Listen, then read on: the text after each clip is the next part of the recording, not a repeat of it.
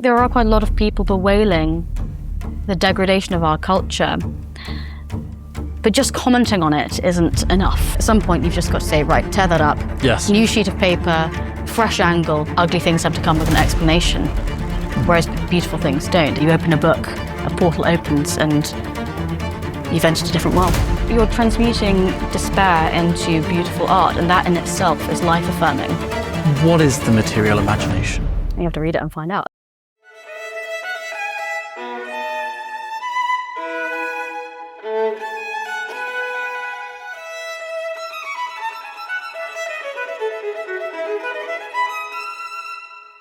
I'm speaking today with Dr. Clarissa Hard. Clarissa is an expert on the poet Philip Larkin. Last year, she completed her PhD at the University of Cambridge, and she is currently a research fellow at the Pharos Institute and the Bodleian Library. It's good to have you with me. Thank you, David. It's a pleasure. Take me back to the start. Right, little potted history for you. So I was born on 12th of June 1996, which I count as quite a good day for me at least, in London, and grew up in Camberwell, and then a brief stint in Tokyo, which was utopian. I'd recommend a visit if you haven't been. And moved back to the countryside in England and spent most of my childhood in Hampshire and Surrey, which was pretty idyllic. I grew up in a very, very musical household. So my mother fell violently in love with music in her 40s and retrained as a piano teacher, her late 30s and early 40s. So I grew up in a household full of Brahms, Schubert, Schumann, Chopin, you name it. And it was very literary as well. Obviously, we all have things about our childhood that we would change, but in terms of sheer exposure to beauty, I feel very, very lucky indeed. And I fell in love with literature. Gosh, it's hard to pinpoint an exact moment, but I spent most of my childhood tearing my way through Enid Blyton and C.S. Lewis in particular. I think one of the reasons that's the image of opening the wardrobe and going into another world in The Lion, the Witch and the Wardrobe, the reason it's so appealing is because it represents reading itself. You know, you open a book, a portal opens, and you've entered a different world. Quite. And what instruments were you playing as a young child? Piano, recorder, both descant and treble, and singing as well. So it was mostly listening. Although actually, no, we did practice a fair bit as well. Used to wake up an hour before the school run, practice Telemann sonatas for. So it was a very unusual. As one does. Yeah, it was a very unusual childhood, but very, very blessed to have that, and I think it laid the foundation for the rest of my life. So music and prose. When did poetry come into it? Good question. So I first properly discovered poetry when I was 13. It was Christmas Eve. My grandmother, my brother had given my grandmother a copy of Philip Larkin for Christmas. It was a bit pointless because she loved Larkin anyway, had all the works anyway. And we all gathered around the fire and she decided to read some poems aloud. She's half Irish, half Welsh, and I often think that Irishness in her made her such an incredible storyteller. She could spin a fantastic anecdote, and she's brilliant at reading poetry. And she decided to read O Bard by Philip Larkin. So it's published in the Times Literary Supplement on Christmas Eve, so very fitting, in 1977. And really it was his swan song, very bleak meditation on death from an atheistic point of view. And I remember listening to it and thinking, I never knew that poetry could deal with this subject matter with such unflinching honesty. And I fell in love with his use of language as well. And that started me off. She also read The Trees, which is a much more lyrical exploration of cycles and renewal and loss. Their greenness is a kind of grief. And that's more famous. Is it more famous than A Bard? Both of them are relatively famous. But that set me off. And I asked her, may I borrow this? And of course, I never gave it back. It's still on my bedside table.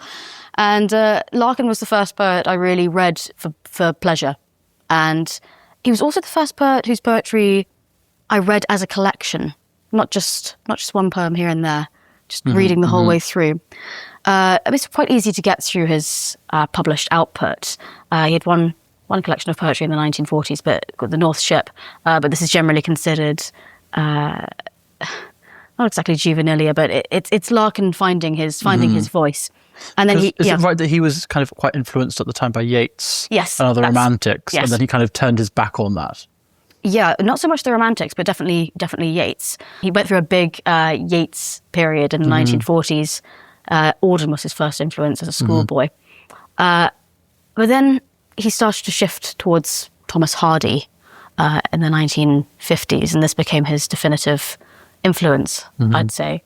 So you've got 1955, The Less Deceived, extraordinary collection. 1964, The Whitsun Weddings, 1974, High Windows. And those were his three main collections. So it's quite a slim output. So it's quite easy to get through. So this love of poetry was burgeoning during your teens. And at what point did you think, I want to kind of dedicate my life to this, I want to pursue this further? I suppose it's a bit like an addiction, you never know that it's going to develop. You just think, just a little bit. Yes. Bit more, and then before you know it, hit's coming. Yeah, exactly. Then before you know it, it's taken over your life. So I was really keen on studying English at university, and I was particularly keen on going to Cambridge. Really made that my dream, and worked very, very systematically to get there. I don't think I've actually had as much motivation since. I was really, really focused. It's when I decided to do the PhD, because that's a real sign of dedication, because it's 3 to 4 years of your life. I think some people, they say, I'm going to stay on and do a master's for a year. Maybe they're not ready to go into working life, or they're not done with university. It's an elongation of the decision, or it's just thinking, well, I might as well get this extra qualification or extra level for 1 year. Yeah. So I think that was when I decided, poetry is for me. That said, my PhD also deals with prose as well. So it's on Philip Larkin, D.H. Lawrence and Thomas Hardy. The title is The Material Imagination. And obviously, Philip Larkin wrote prose too. 2 novels in the 1940s. Generally speaking, he's known for his poetry. Yes. Thomas Hardy is better known as a novelist. Wrote plenty of poetry too. Same with D.H. Lawrence. So I dot between them in the PhD. And you have to be careful about doing that, because obviously it is a different medium. So you don't want to cherry pick. You've got to see it in the context of... And was a lot of this a product of your thinking that had been developed during your undergraduate and your master's? Yeah, I did one of my undergraduate dissertations on Philip Larkin, and also I did put my master's on Larkin as well. I would say that's a mixed blessing. So you think that by building on previous material, you're cutting corners or making your life easier. Actually, sometimes the opposite can be true. I don't know whether you've ever had the experience of writing an essay and it's just not working. You could edit it all night. You could edit it for a week. It's still not going to work. And I think at some point you've just got to say, right, tear that up. Yes. New sheet of paper, fresh angle. And so this is something I struggled with a little bit, moving from master's to PhD. I thought, I like that bit of analysis. I'm going to try and lift it and put it here. But you end up trying to construct the argument in order to justify its presence. Exactly. I know that. I have that feeling. Yeah. I know that well. Yes. You have to start with the strong foundations almost again. And then if you get to include that as a piece of decoration, or maybe a fulcrum point, wonderful. Yeah, absolutely. And also I think you develop over time mentally. I bloody hope so. So if you lift something that you wrote when you were 22 and now you're 25, well, hopefully you've read a lot since then. You've perfected your technique, your learning, and so you need to write something afresh to reflect that development. It sounds like you had a pretty strong skill set in terms of writing, etc., before you even arrived at Cambridge. What were the big kind of learning curves when you first arrived at Cambridge? Academic, social, otherwise. Paint me a picture of that.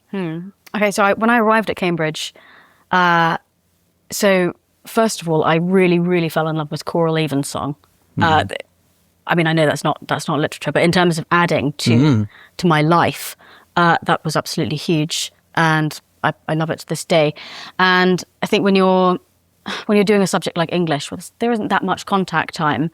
You need something to structure your day, something to look forward to, and you need that tranquility as well. And that sense of being outside yourself. If you're in a room all day writing an essay, it encourages you to be very introspective. And then if you go to church and listen to the music and say the words of the liturgy, the world opens up. It's not just about you anymore. In terms of the social life and the people, I suppose I had such high expectations going that it would be almost impossible to meet them. I had imagined, Brideshead, basically. Okay. You know, Yes. high culture mixed in with debauchery. But I'd imagined people sitting around in Tudor rooms, smoking and discussing Plato around a fireplace. Almost like Byron's days at Cambridge, maybe. Perhaps, yeah. And it wasn't like that at all. I was a little, not sound like a goody two-shoes, but I was a little disappointed with work culture there. As in, people used to brag about, God, I wrote that essay in 1 hour and I was really hungover. Yeah. I thought, someone really wanted your place. They really wanted it. Someone cried when they didn't get accepted. And they would have done a really good job. And you're almost boasting about your indolence. Yeah, and some of that's performative. Some of it's virtue signalling. Yeah. Some of it's just completely erroneous to try to throw everyone else off. You've got those tactics at play. Yeah, absolutely. And it seemed that people were more interested in other things, also political activism. I found Cambridge a highly politicised environment. So I was there with a few breaks from 2014 to 2024. So a really fascinating decade. During which to watch the so-called culture wars unfold. I tried to stay out of that as much as possible. I just think it's better to focus on the things you know and love, and also just try to avoid conflict, which is can be difficult in English faculties. You know, the land of the Doc Martin. What were the most intellectually stimulating moments then? Obviously, when you're thrown in the deep end, you go to the lectures, and you actually go because a lot of people don't. You're immersed in a world of ideas and you're forced to think all the time. But I think actually the breakthroughs probably comes when you're studying yourself and, having that extra coffee at midnight just to keep yourself going. Yes. Talk me through the PhD then. I guess to date your magnum opus, let's call it that currently.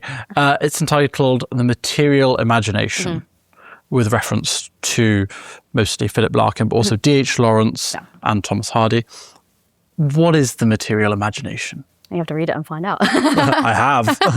Tell me again. I'm very flattered, David. I think you're probably one of 6 people on the planet who's actually read it. Okay. Cruel, dagger to the heart. So the material imagination. So I first came across this term when I was reading The Poetics of Space, 1958, by the French philosopher Gaston Bachelard.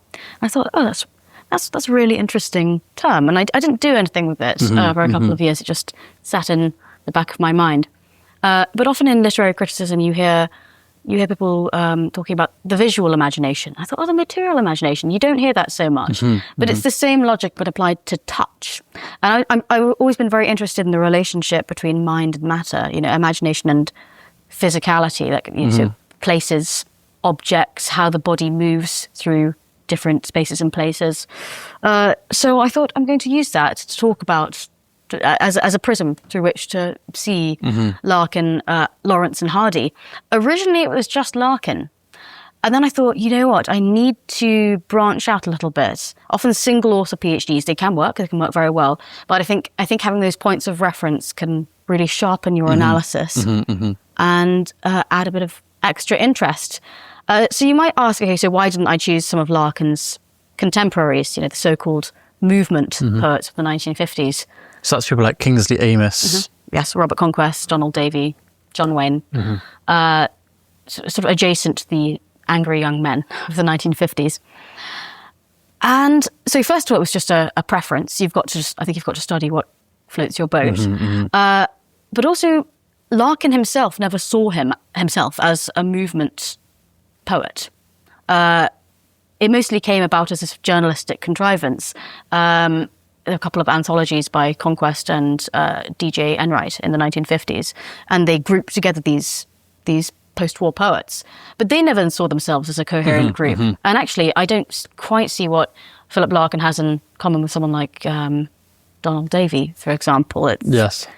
There's a fantastic quote in your thesis where one of the poets in that group said he'd never heard of the group. And no one ever asked him if he wanted to be part of it, but suddenly he's being labelled within the group. That was very funny. Yeah, yeah. I think it just came about, and so I thought, who did Larkin really look up to and admire and love? We've talked about Thomas Hardy already, but also D.H. Lawrence. So he had a lifelong literary relationship with D.H. Lawrence. So in the 1940s, he went through this much more lyrical, idealistic period. You can check out his letters to his school friend, Jim Sutton, and we see a very different Larkin there. Not this curmudgeonly man we imagine when you hear the name Larkin.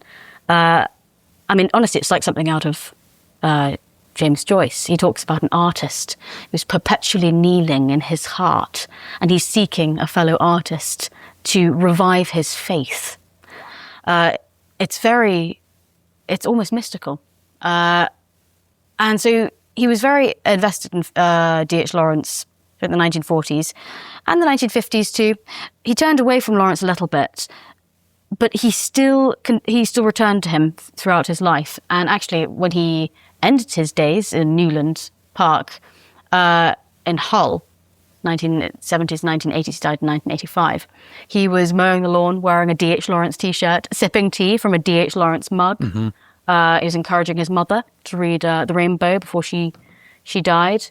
So he came back to Lawrence throughout his life, and he almost had a slightly sibling relationship with Lawrence. So, for instance, in his letters to Monica, his lifelong partner, he's criticising Lawrence, but then she starts to criticise him, and he absolutely goes for her and slaps it down. So it's a bit like someone, you can moan about... You can speak ill of your own family, exactly. But as soon as someone else does it, that's my wife. Yeah. hang on a minute. So I thought that's a really interesting relationship, and I think it's quite understudied. In terms of the literary genealogy, so Lawrence read and wrote about Thomas Hardy, Philip Larkin read Hardy, read Lawrence. And so I thought it'd be really interesting to add a trans-historical dimension to the thesis. But it is predominantly about Philip Larkin. Yes. It's focalised through his mind. Well, purely coincidentally, but the works of D.H. Lawrence have been adorning in this little set for every episode so far. Oh my goodness, I approve. Should you wish to want to read anything mid-interview, please mooch on over to the smallest library in London. Oh, it's adorable. Beautiful copies. Where did you get these from, David? I got them from a church in North London. I went for a classical guitar recital, and then there were a ton of books for sale, very cheaply, and I picked that set up for about £20. Wonderful. Have you read any? I've dipped in and out. That's code for no. That's code for I've dipped in and out, and I've read bits. But yes, I'd like to... Let's start right now. I think I'm a bit D.H. Lawrence out for the time being. Although I can't be too unkind to him. I do return to him. I mean, Lawrence has mixed reviews. He's considered very dated these days. If you think he was championed by F.R. Leavis. But now he's really fallen out of favour. I mean, I never encountered Lawrence during my tenure at Cambridge. Why has he fallen out of favour? You can see why. It does read as quite dated and quite wrapped up in itself. I mean, that's partly why I like it so much. But I think it's quite, the prose, it depends on the book. Sons and Lovers, I think, is the most accessible. But something like Women in Love, that's really hard going. I had to I had to keep myself going, and I love Lawrence. It's quite repetitious. That's part of the effect. It's quite rhapsodic. The pitch of intensity is always up here. And I think in Women in Love, he uses characters to ventriloquize his own personal philosophy in quite an obvious way.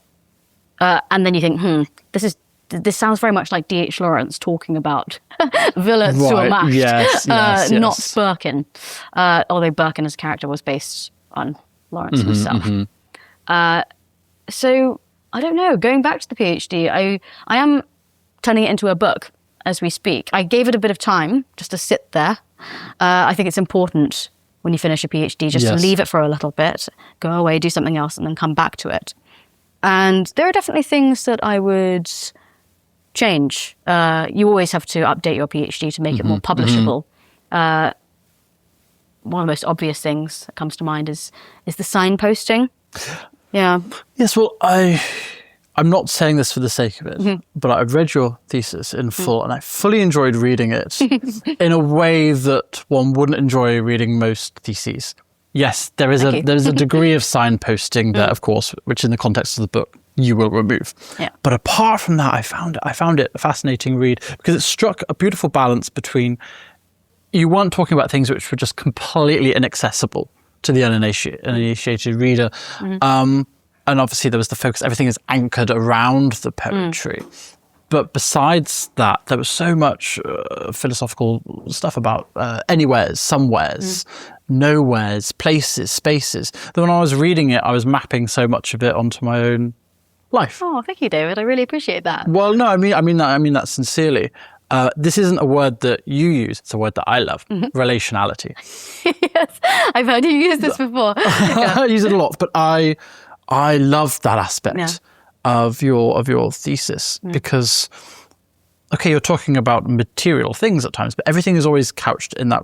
You're more interested in the relations between things than the relata, the things which are related. And so I found that fascinating. I have your thesis here. It's quite surreal for me to see my baby. See it first time. You know what they say, David? The closest a man can come to giving birth is writing a PhD. One day. There's a little section here. I mean, I've annotated this quite heavily, but we're talking about domestic detail. This is right at the start of the thesis.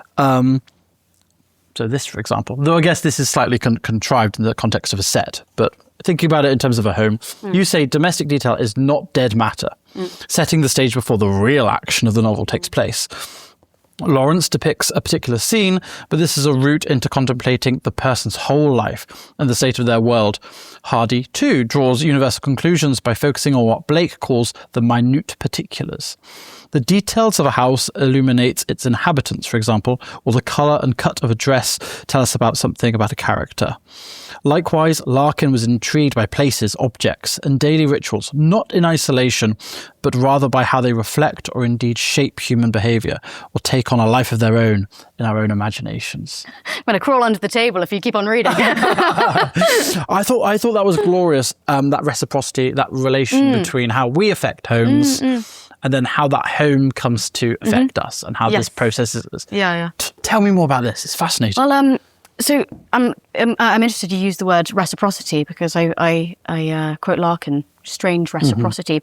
So I think he thinks quite carefully about the relationship between inhabitant and inhabited space, but in a way that couches this discussion in the real world. This isn't just in the abstract. So I think a reader, or rather a watcher of this podcast might think, that doesn't sound like Larkin, because when you think about philosophy, so phenomenology, you're not going to think about Philip Larkin necessarily. Yes. Although I think he's far more philosophical than he lets on. He sometimes plays being anti-intellectual. It's an anti-intellectual posture. So, for instance, in interviews when he says, "Oh, I haven't read any continental philosophy," or "I don't read writers from abroad," he has. Look at his letters. He was a voracious reader.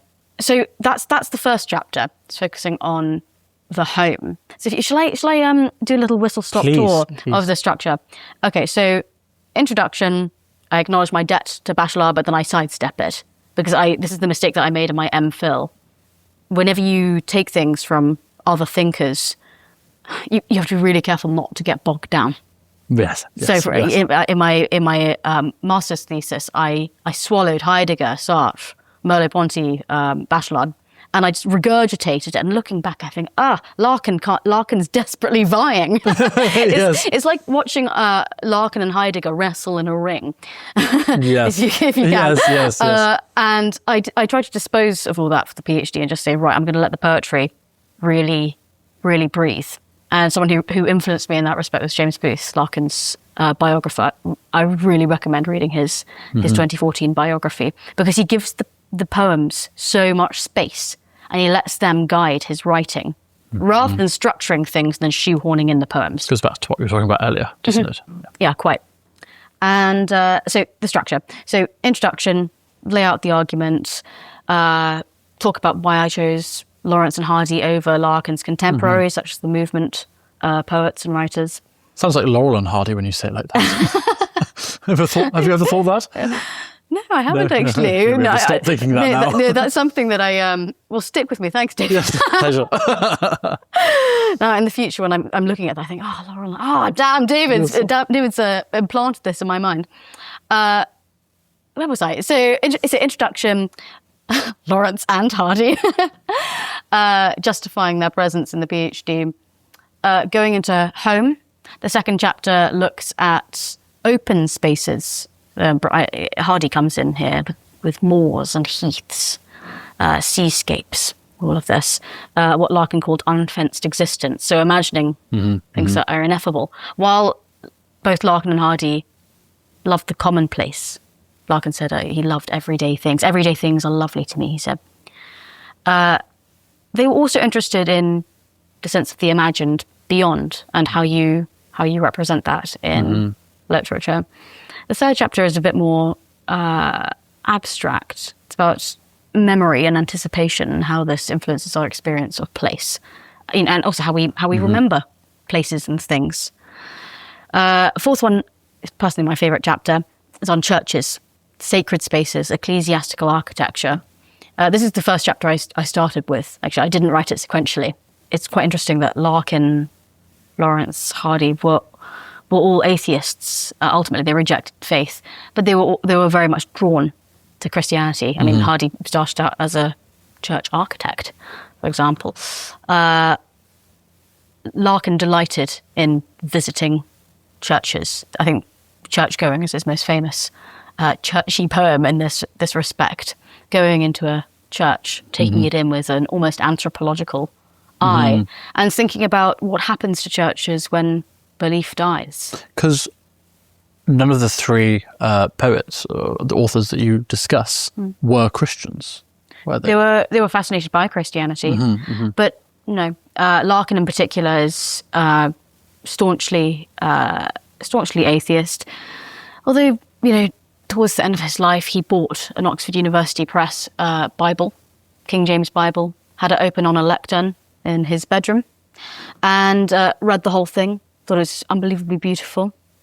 He loved listening to choral evensong on the radio. As I say, he went cycling at the weekends and went into these churches. He was an inveterate church crawler. And so I think that's probably the strongest chapter in terms of literary analysis, and it's less abstract as well. And then the fifth chapter is on non-places, death, again, from an atheist's point of view. It's very difficult to imagine death as anything other than the end imagining itself. You think about, from an atheist point of view, you think about infinite darkness spreading before you. But in some ways, even that requires a consciousness to recognize it as being dark and silent and infinite. As Larkin says, the anaesthetic from which none come round. So he explores that in Obad, the poem that my grandma read and absolutely electrified me when I was 13. Those opening lines, I work all day and get half drunk at night, waking at 4 to soundless dark. I stare. In time, the curtain edges will grow light. Till then, I see what's really always there. Unresting death, a whole day nearer now, making all thought impossible, but how and where? I shall myself die. I paraphrase. So he goes on. It's from the perspective of Larkin in his bedroom in the middle of the night, waking up and looking death in the eye. Arid interrogation, yet the dread of dying and being dead flashes afresh to hold and horrify. Unbelievable use of language. As I say, don't quote me on that exactly, because I skipped out a few lines. But it's phenomenally beautiful, but also dark. Chilling, quite. Do you find that he discusses death in a more chilling way than other poets, or are there other poets to which you would recommend one? That's really interesting. I would say that Larkin goes for the jugular, and he doesn't sugarcoat anything, to mix my metaphors. He also describes the lead up to death in pretty brutal terms. So, for instance, The Old Fools, he describes old age as hideous, inverted childhood, and the body's falling apart, and the mind too. Heads in the woman's ward, the building, he had this this real fear of hospitals. It's an institutional environment.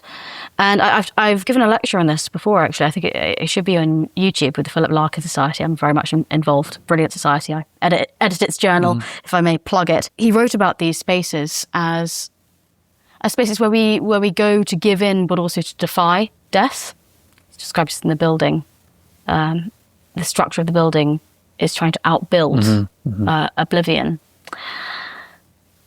I would say that Larkin, for me, writes about death in the most gripping way. I don't know, what do you think? When you think about death, which writer comes to mind? Dylan Thomas. Oh, do not go gentle, I imagine. Well, that's it's written on my suit right now. Oh, wonderful. Quite, I guess it's not, yes, about raging against the dying of the light and not going gentle into the good night. I for me, that is, if I had to pick two lines surrounding death, which I just found utterly chilling and beautiful and motivational, it would be those. Really it would be interesting, those lines. I mean, But maybe Larkin- if I got another one of these suits, I would get it adorned with Larkin. Yeah, Larkin definitely didn't go gentle. He was very much afraid of death. I mean, this is the interesting thing. People often say there's something almost distasteful about Larkin's interest in death, and something cowardly. He's admitting that he's absolutely afraid, and it comes back when caught without people or drink. That's it. That's from a bard. So diurnal and nocturnal modes of denial, respectively. But I had a different take. I think admitting that you're afraid of something conversely can be a form of bravery. Yes, absolutely. Yeah. To say one is without fear is completely erroneous. Yeah. And it's fine to be fearful of something, Yeah. but then to confront that fear. Yeah. It's running away from that fear, never confronting the fear. and That's the kind of... I agree, and you're transmuting despair into beautiful art, and that in itself is life-affirming. So when people say, oh, Larkin's so negative, you think, well, okay, first of all, the picture is more mixed than that. I think Larkin has a very lugubrious, dark sense of humour. So, for instance, this be the verse, the famous opening lines, they fuck you up, your mum and dad. They may not mean to, but they do, but they do. Obviously, this poem is a bit of a dark reflection on handing on misery. Man hands on misery to man. It deepens like a coastal shelf. But I think there's a little twinkle in the eye as well, a slight raise of the eyebrow, and you get that from the rhyme scheme, the lilt of the ballad. Yes. I think Larkin is often self-ironizing as well. Yeah. He's not exactly sending himself up, but there is something a bit self-deprecatory. And your thesis also shines a light on some of the kind of more, the levity. You've shown the little sketches that he sent to various people. His doodles, of yes, is it mice or munchkins or Oh, infinite. Larkin absolutely adored Beatrix Potter. Yeah. Again, not something you might expect. And he shared this very much with Monica Jones, his on-off lover for 40 years. Talk about leading someone on. But she absolutely adored him and ended up living with him almost by accident, actually. She moved in to convalesce after a bout of shingles and never moved out again. They started to rely on each other. But no, the animals are absolutely lovely. But just to finish that point, I was saying about transmuting despair into great art, saying actually it's a bit mixed. But also, is negative poetry actually negative? By virtue of shining a light on those things? Yes, yeah, absolutely. I mean, I've read some very depressing books in my life, and I've shot it and ended up feeling that my heart is lighter. Yes, quite. I've never understood people who, if they're feeling sad, choose to listen to happy music. Yeah.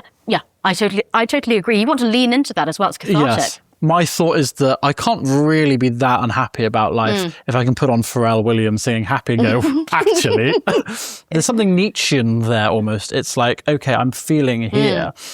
I'm going to read and I'm going to experience here. And through plunging those depths, I can ride the storm. Yeah, Maybe it's just by catharsis. virtue of just thinking, oh, actually, there's someone, or there's many people off. Yes. Way worse than I. There's always another depth of hell. And a beauty in the darkness. Yeah, I guess, absolutely. as well. And if you think because the sublime, it's not just something that's pretty. There's an element of terror Quite. as well. So, really exposure to really great art.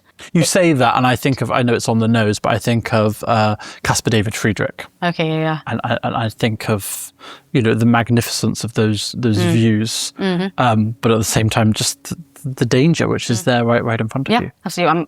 Wagner comes to mind for me. I mean, when you come out of Tristan and Isolde, and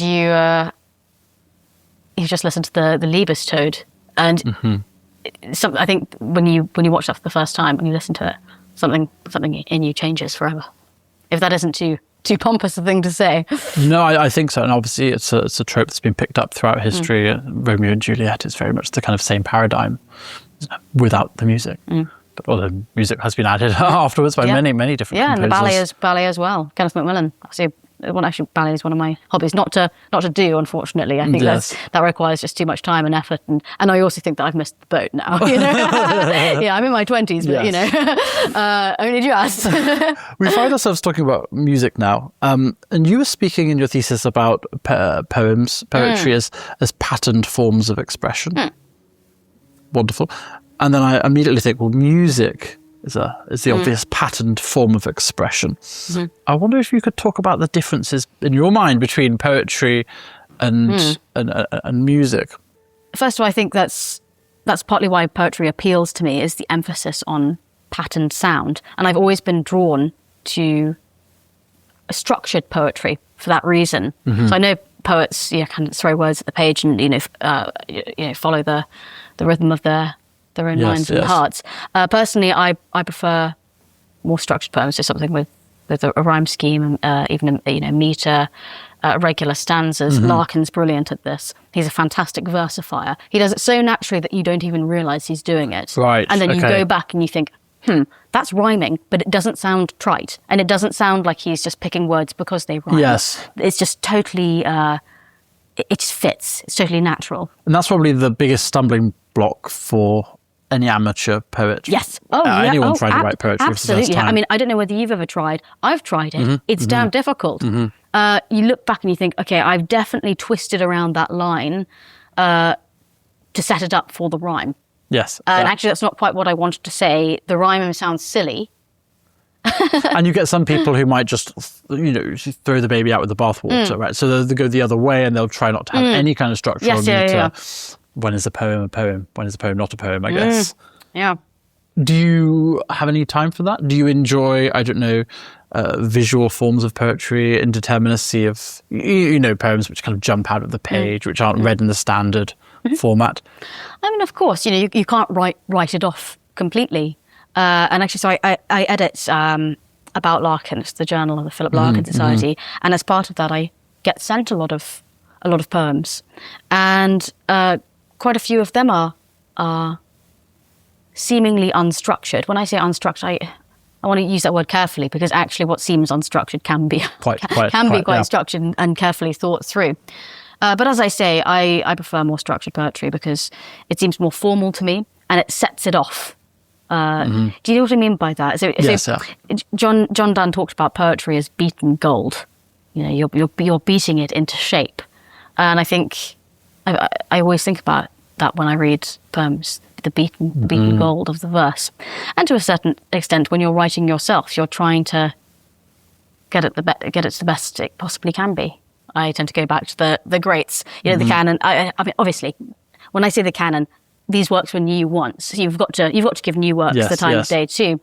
But I suppose when you go back to the canon, these are works which have been chosen over centuries and which have really stood the test of time. When people say, "Oh, the canon," it's like, this isn't just picked indeterminately. These are masterpieces which have enduring value, and we should treat them accordingly. But yeah, as you know, David, the people disparaging the canon is one of my bugbears. It's so easily done. It's one of mine as well. It's like someone once found this literal kind of canon, and they're just trying to preserve like it's an object. In a way, it's like, no, it's not. It's not fixed. In a way, it's incredibly democratic, and that it's constantly being given to and taken from. But not in this kind of, not necessarily in this kind of politicized way where you're doing it consciously. It's just things in ebb and flow. Yes. and things that are in the canon that might almost fall out of favour from the canon, just through changing times, opinions, ideas, tastes, will come back. That's just the ebb and flow of the thing. I also think they become embedded in our shared language, our cultural inheritance. So I'm teaching Macbeth at the moment, which is a real joy to rediscover that and watch a student fall in love with Shakespeare for the first time. It's very humbling. But my parents were taught it, and my grandparents, and so it becomes a shared reference point to which we can refer back. Absolutely. Do you do much teaching? I tutor at the moment, and I find that a huge source of pleasure. It's hugely rewarding. As I say, watching young people fall in love with literature for the first time is humbling, and often they have very fresh insights as well. So I've taught university students as well, and that's enjoyable in a different way, but often they come equipped with isms and ologies, and they're very keen to theorise. Not so with a 13-year-old. You give them an unseen poem, 13, 14, 15-year-old, you say, go. What do you understand by this? And they come up with really fresh insights sometimes. The other day I showed my student a poem by Larkin, and she said something. I thought, hang on. I'm nicking that. Yeah, well, exactly. Hang on, just write that down quickly. And I thought that's really fresh, and it's speaking to her directly. So in some ways, I think teaching younger students helps you get away from the theory that bothered me so much at university. I think, by the way, I don't mean to disparage theory too much. It can be a useful way of structuring our thoughts and making sense of things, but theory and practice have to be in that symbiotic loop, don't they? And if you have too much of, if you have too much theory, at least, it's uneven. And it also blows with the political wind of the day. And as I say, I did find university a highly politicized environment, and I found that it's very easy to politicize literature. Yes. Again, literature can be a tool to explore the issues of the day, but you have to give it space as well and see and take it on its own terms. Yes, quite. So, for instance, I remember, I've been to a seminar where people were talking about global warming in Chaucer, and you think, this is the 14th century. There was no concept of very, very little concept. Is that a bit of a reach? I think that's tenuous. Yes. Called me painfully kind of routine in this view, but I've always lamented especially PhD theses, which are basically written for an audience of one or two, and it might be taking two very divergent ideas. It might be, I don't know, let's take a theory, let's take Marxism, and let's take a random Bach cantata, and it will be a Marxist analysis of a Bach cantata, let's say. Yes. And so you suddenly bring these two things together, which are completely disparate. One didn't exist when the other one was there. 100,000 words are written. I'm making this up. This may exist, who knows? And then this thing is shelved for all of eternity. And for me, especially when you're in the humanities, I think if there isn't any kind of utility for the poet, for the reader in music, for the performer from this work, how much of a valuable contribution to knowledge is this? That's interesting. What do you mean by utility? Didn't mean it. I wanted to mean it in the fundamentally kind of material sense of the term. I meant in terms of analysis. You can analyze things, as you said, till the cows come home. Especially as a musician, I want to be able to have an enhanced understanding of a work. Say if I'm reading a thesis about a work, which is going to allow me as a performer or as a listener to conceive of that in a different way. Well, especially as a performer. So I can read that and go, okay, so that's giving me the ideas to do this, and whatever. And therefore this might create something, God forbid, beautiful. Yeah. Yeah. Put beauty back at the centre of literature and music, that's what I say. Yes. But then people say, it's all relative and beauty is subjective. And as I say, you can't be too rigid about these things. But I think if you go down the relativist slippery slope, yes, trying to dismantle any kind of hierarchy, I think you end up ultimately in quite a nihilistic place. Yeah, well, I completely agree. For a while now, I've kind of vouched for a return of, one might call it formalism or formalist approaches to art, because as someone very uninitiated with poetry, when I'm coming across poems, I don't really know what I'm looking for, and I'm kind of beholden to other people to tell me whether this is a great poem or this is a bad poem. Of course, there's a subjectivity is primary in all of this, but in music, for example, or in visual art, I don't need someone to come and tell me that this took a lot of skill or didn't take a lot of skill. Yes. I look at Gaudi's La Sagrada Familia. I may like it, I may not, but I can see that it's monumental.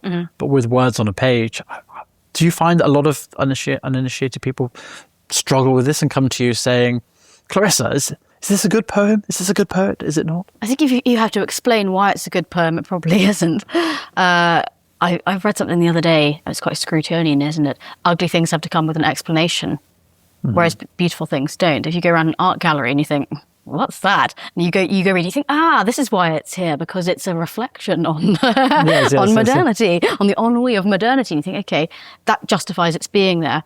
Whereas when you come across something that's beautiful, it doesn't require clarification or justification. It just is. Larkin, when he talked about Sidney Bechet, a jazz musician he adored, he says, on me your voice falls, as they say, love should, like an enormous yes. And I think that enormous yes. We can read it. We can read it actually, if you like. I think. Please, do we have my copy somewhere? Okay. Let me go grab that. Thank you very much.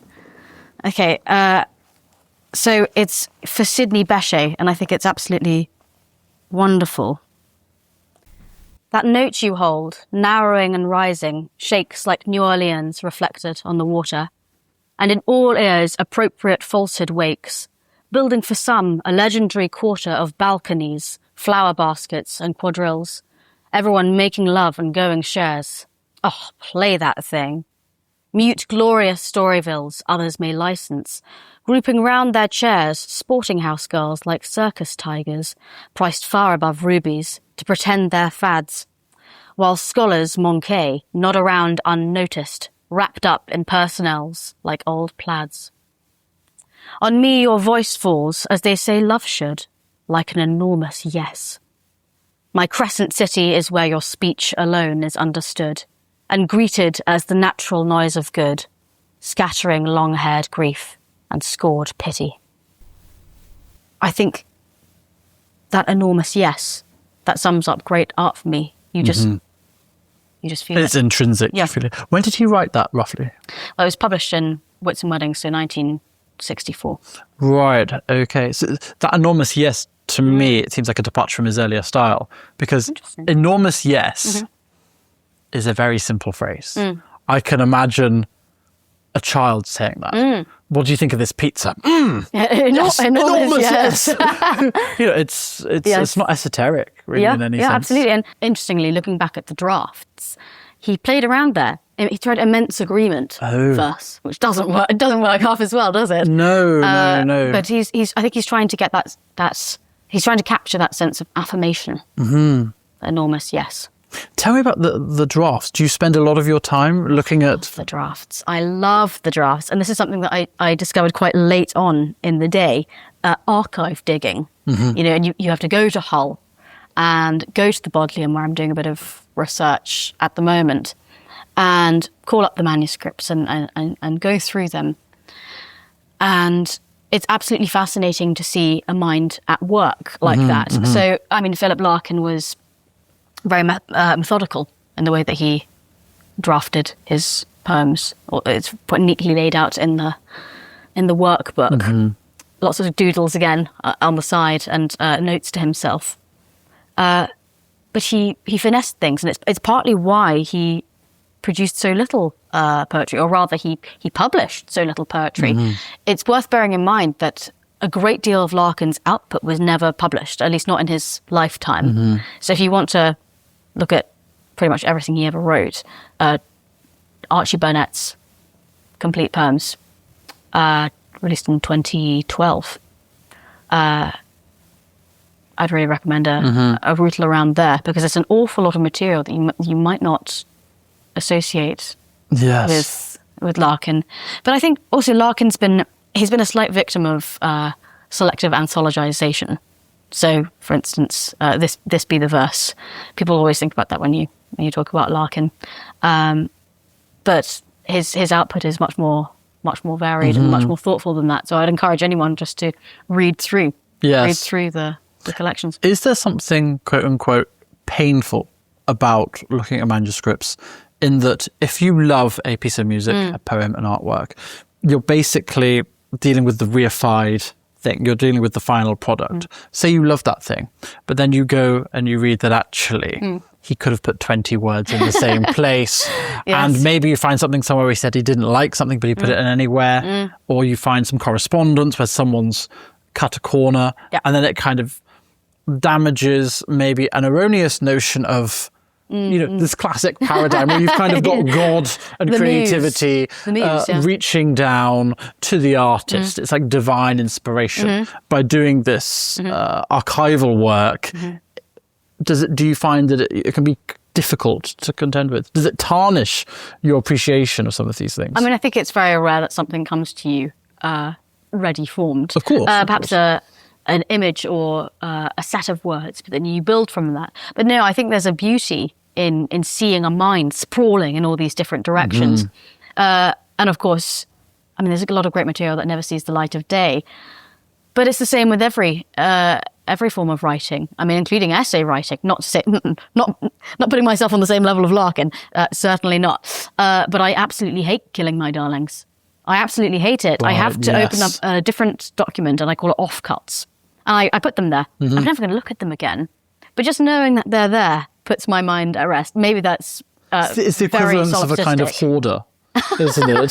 Saying, yes, well, I'm having to take them out of this room, but I'm going to build a spare room. Yeah, absolutely. And they've been there for so long, I can't touch them, And you promise yourself you'll come back to it.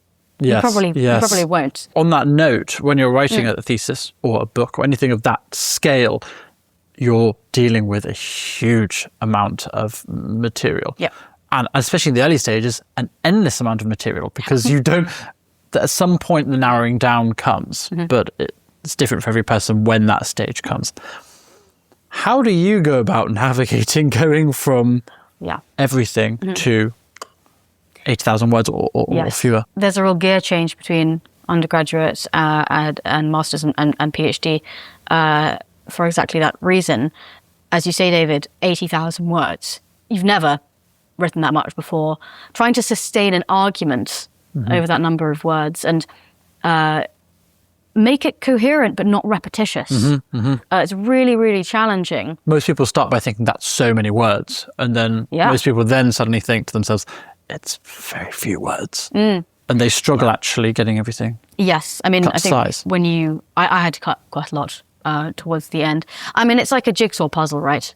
You're pulling everything together very slowly, and you feel you're stuck on the sky section. You're thinking, this is interminable. This is never going to end.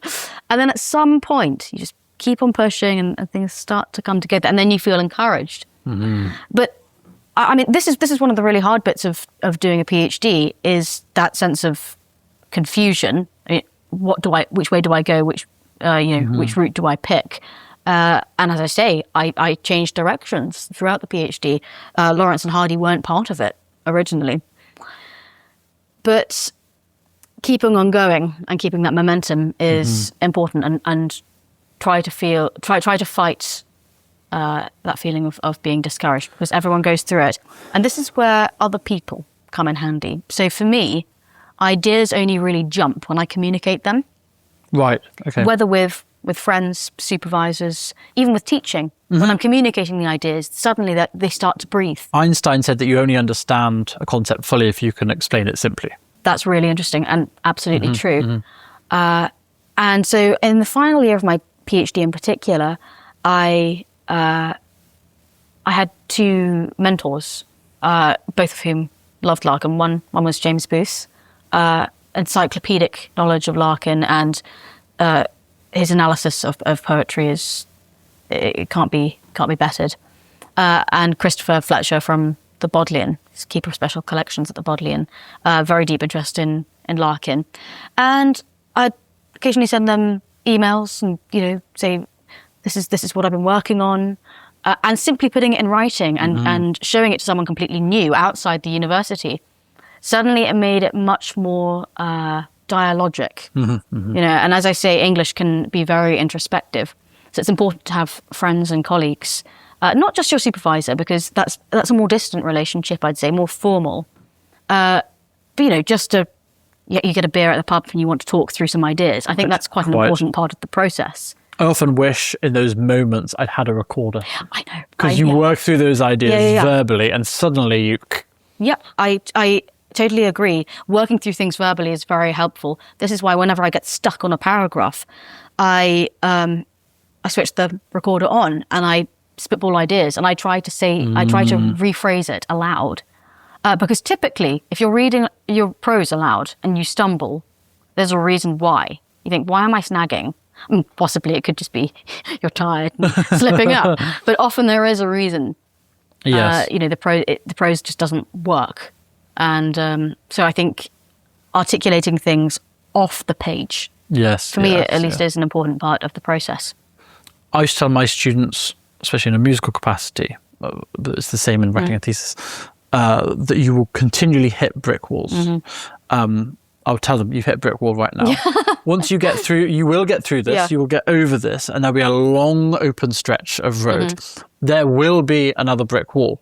You don't know what that's going to be right now, but it will be surmountable. This is a metaphor for life as well, isn't it? Absolutely. But this is a continual process. No matter how far you go and how decorated you become, you're going to hit these brick walls. Yes. How do you teach that? What advice do you give? I guess it's a question of sustaining motivation. I think motivation is key. And it's curious, where does it come from? I've gone through periods of my life where you wake up, the alarm goes, you're actually excited to hear the sound of the alarm clock go. Yes. Swing your feet over the side of the bed, you're ready to go. Breakfast, let's go. And then I've had times where I thought, you snooze one more hour, and then you get up and you don't want to do what you have to do. You end up cleaning simply to procrastinate. Yes, quite. What? I haven't done some spring cleaning for a while. Plant pot. It needs rejuvenation. We should get rid of that. We should drive to the garden centre right now. Absolutely. We've all been there. You construct all these necessities just to put off what really needs to be done. I used to struggle with that because it would make me think, maybe I don't care about this thing, this art, music, whatever, that I purport to love so much. You care about it too much. You care about it too much, so you can freeze. So is this the link between procrastination and perfectionism? Yeah, don't let the perfect be the enemy of the good is a very useful maxim. I've been told it. I tell it to my students too. Just have a go, especially if you're looking at a blank page and you get that horrible feeling. You think, which way am I going to go? Just start. You can always start again. Yes. But you have something to build on.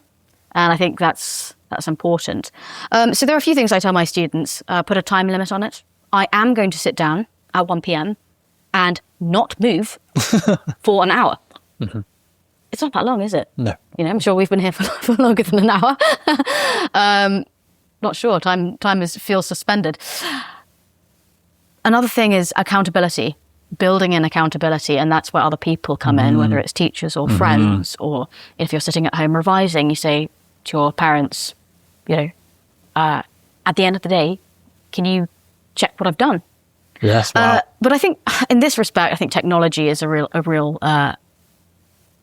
blessing and a curse. So when we grow up, so you're 1995, 1994, some 1996, I think we hit a sweet spot in our childhood. So it was the world of fax machines and clunky TVs with VHS players and a huge shared communal computer, which took about 5 minutes to It was a place to which you went. Exactly. Whereas now Larkin the internet would probably have been fascinated by the idea of a computer, the modem, the printer, going to that place. Yeah. Well, I mean, of course, he did die in 1985, so it wasn't a total Luddite, but Yeah. it was a different world. And as you say, it's a place you go to. Whereas now the internet it's sort of everywhere and nowhere. But the idea of having your own computer, let alone a little smartphone, where the whole world is available to you as a young person. I mean, endless distractions, absolutely endless. So I'm very grateful that I didn't have that as a child. And I think it's a really difficult thing for young people to contend with now. It is highly addictive. It is, it's designed to be addictive. Social engineers have put millions, billions into getting you hooked. Your attention is the thing they're chasing. And also ChatGPT as well. These AI can be very handy. I never once used AI during my university career. Nothing in there is generated. I mean, to be honest, it hadn't come in yet. But I imagine university students, it's 11 p.m, you're tired, you're up against a deadline. What are you going to do? What are you going to do? So many people will drift towards the ChatGPT tab and they'll say, I'll just use it as a prompt. All right, well, fair enough. But is it fair enough? I don't know. You're not putting in the work. When you go to find something out, you go to a book and you end up reading around the subject, and that's part of the education. You're not just going there to extract information. You're going there to become a better researcher. And so the machine is doing that for you. But I think people feel they have to be competitive. If everyone else is using it, then why is it fair? I wrote an article, maybe I'll send it to you, please. my 5 rules of engagement with LLMs. And basically what I was saying was you must maintain a sense of self when you're going to use this thing, and maintain a sense of the parameters of what you're looking to do. Yeah. Because something like ChatGPT, whether it's Grok, Claude, whatever it is, will say, I've done this. How about this? How about that? Shall I do this? And it's so tempting because you go, okay, yes. And then you get more and more. Whereas that kind of idea generation that you're talking about can be useful. I mean, try generating the ideas yourself first. But if that doesn't work, going in, thinking about the time payoff, how quickly can this be done versus if I had to do the long trawl myself, and then get out. Once you've got what you were hoping for, get out. And then only return to it if you find yourself in a similar position. Don't just sit there and... Yeah.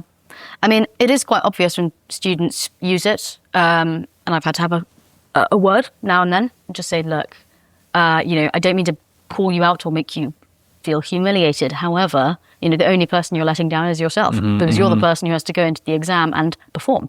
Yes. And also you're just making yourself a less interesting, intelligent person. Yeah. If you're happy with that, then fine. The erasure of the self. Yeah, absolutely. Yeah. And I think it'll be really interesting to see how this develops over the next decade. I think other things like COVID really impacted young people's learning.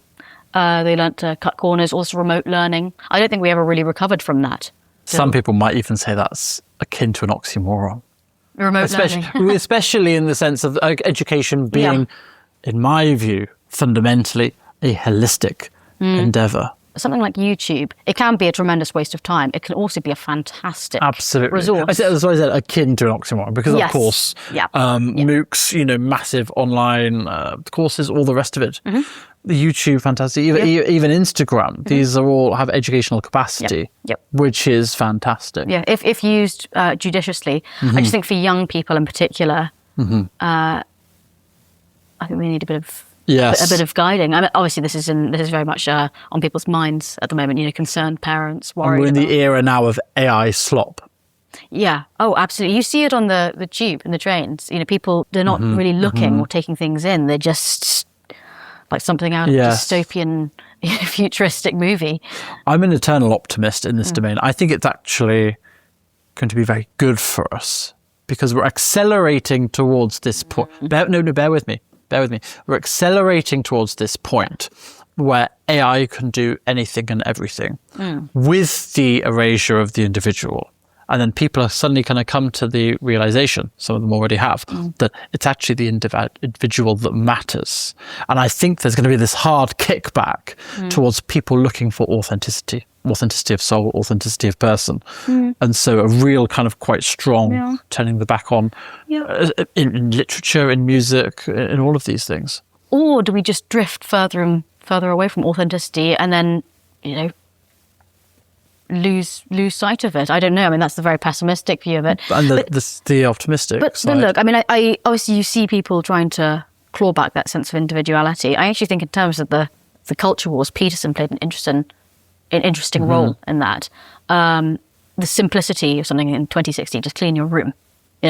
Young men in particular, stand up tall, take responsibility.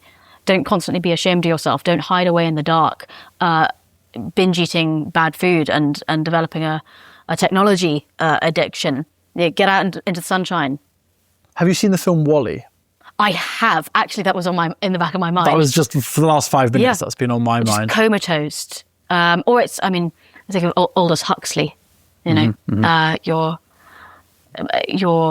drunk on pleasure. That'll only sustain you for about a fortnight. Yeah, it's a prison. It's a real prison. So you do a lot of writing in many different contexts, and in a journalistic capacity, you write for a number of different outlets. How do you find that process in opposition to writing in academia? It's a very different beast. So obviously with journalism, you're up against a deadline. It's much shorter depending on the outlet. The Spectator is about 700, 800 words often for Coffee House. And so you have to structure ideas in a completely different way, but also not be perfectionist at all. The nature of the deadline, the nature of journalism, the churn of the news cycle. Once it's out, and you can't fuss about it. And that doesn't come easily to me at all. I'm constantly nitpicking about words. I look back and I see that I've split an infinitive. And that makes me want to defenestrate my computer and maybe even myself. It's unbearable to me. But you have to say, okay, it's done now. Yes. But I think journalism in a digital age is a different creature, because it really is there forever. And especially if you're writing about politics. I am quite interested in politics, especially arts and culture side of things. You want to be careful because people don't agree. We live in very, very, very divided times. And, people are concerned about shutting off career opportunities. What dreams, aspirations, ideas do you have for books, articles, videos, whatever you might want to write in response to what you see as the politicization of academia, of poetry, of literature, or on, you have myriad interests, or on Larkin poetry? What are you working on and what do you want to work on? So in response to the politicization of art, this is why I don't think I'm going to go down the political journalism route. First of all, it's a very crowded field full of very talented people. But also I think there are quite a lot of people bewailing the degradation of our culture. But just commenting on it isn't enough. This is why teaching appeals to me, for example. You're actually teaching young people about literature and hopefully instilling a love of literature in them. Writing as well, trying to be creative, trying to support the arts. So not just complaining about the loss of culture, but trying to promote it. That really appeals to me. So I'm turning my PhD into a book. I'm trying to make sure that it has some commercial interest so that it's not just academics who will read it. That would give me so much pleasure to see that in Waterstones. Quite. So, ask me about that in a few years. I'm going to have to buy it again. I have to print it myself this time. It's very interesting for me to see it there. But it's better on set. I'm interested in documentaries, which you can put up on YouTube. So documentaries about literature, democratizing education and culture, and making it interesting and accessible, and lots of visual interest. I love documentaries myself. I love podcasts. This is the way that we consume information these days. So leaning into that. I'm very interested in English poetry and churches. That's a documentary waiting to be made, because you can go around, explain the structure of the church, have beautiful excerpts of poetry, musical excerpts as well. So it's not just the music; it's the art. It's the poetry, music, and art, and the architecture. I'd love to do that. In terms of personal aspirations, well, I don't know. I mean, tomorrow may never come, for all we know. So this is all hypothetical. But I'd love to publish and build up that side of my life. Also, I'd love to have a family. That'd be wonderful. I mean, because that's the most intimate form of teaching there is, right? Because it's your own flesh and blood, and someone you can nurture, cultivate, shape, mould. Yes, a bit like my mother did with me and music, with music and literature. I'd be forever grateful to her for that early introduction. And it would give me a lot of pleasure to create a household where that can happen. A harmonious household full of literature, music, art. Yes. A cottage in the countryside. I'll get carried away with myself now. This is beautiful. But that's the dream, and hopefully nodding off as an old woman by the fire. Well, thank you so much for joining me today. Thank you so much, and David. I can't wait to see this book in Waterstones. I'll be the first to buy it. Thank you so much. Thank you.